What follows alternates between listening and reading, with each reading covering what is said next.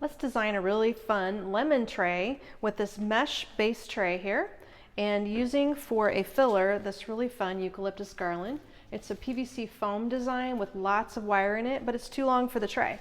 So the trick is to give it a spiral to the entire stem. Big spirals work best. You simply kind of coil it up, and once you do this, you've shortened it a bit and made it a little shorter length.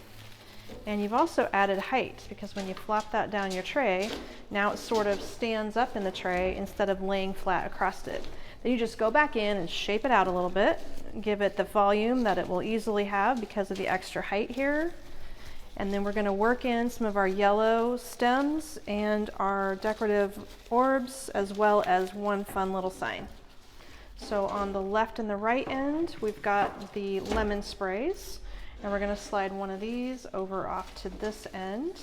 And we use our, if you need to secure it, you can use your eucalyptus to twist it into place, and that will keep it from flopping around. And on the other end, we're going to match up the yellow with the pom-pom spray here.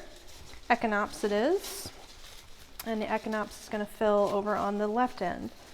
So once we get those in place, then we know we have a filler of the orbs in the middle, left and the right here, and that takes up a lot of space just in time to make a good spot for our lemon sign to be placed front and center. And you can see he sort of leans on the orb, and that gives him a nice spot to sit there.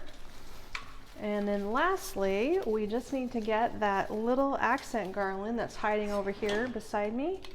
This is a Squeeze the Day lemon bead garland. So if we tuck the little lemon piece over here and let the bead garland trail out of the tray, even onto the table if you like, it adds a little bit of colorful flair for our lemon tray just for the summer season.